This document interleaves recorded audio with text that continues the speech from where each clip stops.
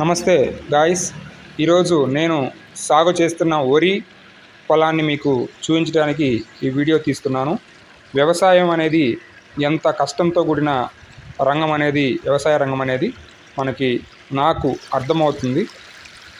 వ్యవసాయం రైతు ఎంత కష్టపడితే కానీ మనకి ఏ పంటైనా వేస్తే ఆ పంట తిరిగి దిగుబడి పొందడానికి ఎన్ని వ్యయ ప్రయాసాలు పడుతున్నాడో నేను స్వంతంగా నా మాటల్లో మీకు తెలియజేస్తాను. వ్యవసాయం అది భూమి సేద్యం చేసే దగ్గర నుంచి ఎరువులు 20 సంవత్సరాల తర్వాత మళ్ళీ క్రాప్ వేయడం జరిగింది, వరి క్రాపు. అయితే ఇక్కడ ప్రధానంగా ఈ విధంగా ఈ దశలోనే ఈ వరి ఉండడానికి కారణం, దీన్ని డ్రమ్ ద్వారా విత్తనం వేయడం జరిగింది. అయితే దీంట్లో పోషక లోపాలు ఉండడం వలన ఇక్కడ ఈ వరి అనేది ఎదుగుదల లేదు ఇక్కడ వరకు. మళ్ళీ కొంత భాగం బాగుంది. ఫస్ట్ టైం ఎవరైనా కొత్తగా పొలంలో వరి సాగు చేసేవాళ్ళు విత్తనం ద్వారా సీడింగ్ వేయొద్దు.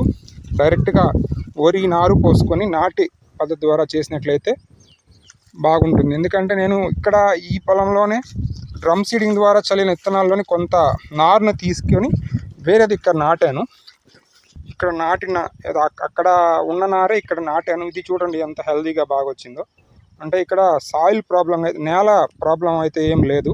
ఫస్ట్ నుంచి నేను నేలలో ఏదైనా ప్రాబ్లం ఉండి కరెక్ట్గా రాలేదనుకున్నాను. కానీ ఆ డ్రమ్ సీడింగ్ అనేది ఈ నేలకి సరిపోలేదు. డైరెక్ట్గా మనం నారు కానీ పోసి కానీ నాటినట్లయితే ఖచ్చితంగా ఈ పొలంలో బాగా వచ్చేదని నాకు అర్థమైంది. అదేవిధంగా ఇప్పుడు నేను సాగు చేస్తున్న ఈ వరి రసాయనిక ఎరువులతో ఎక్కువగా సాగు చేయడం జరిగింది.